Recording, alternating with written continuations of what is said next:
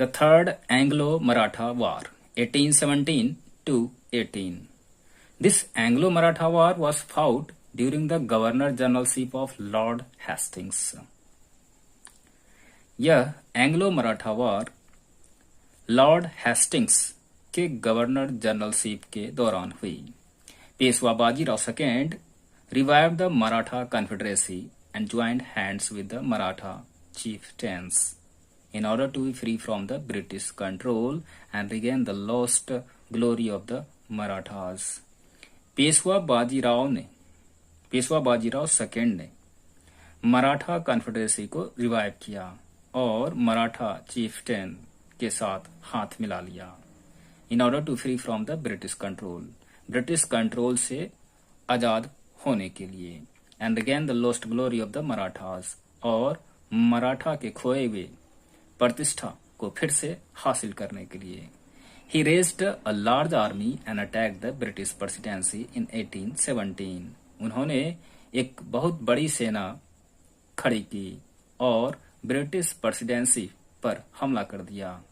The war lasted for 2 years। 2 वर्षों तक युद्ध चला। The British defeated Bajirao II and his allies, the Maratha chieftains Appa Sahib and Holkar। British ने Bajirao second और उसके मित्र Maratha chieftains अप्पा साहिब और होलकर को पराजित कर दिया।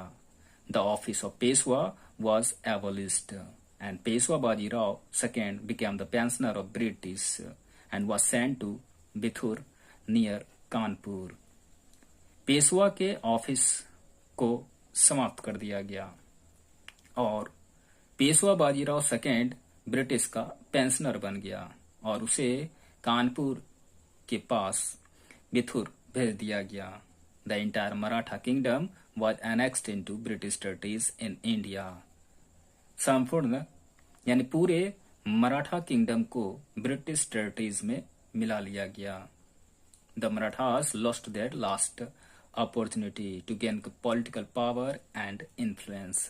मराठा ने पॉलिटिकल पावर और इन्फ्लुएंस को गेन करने का अपना अंतिम मौका गवा दिया।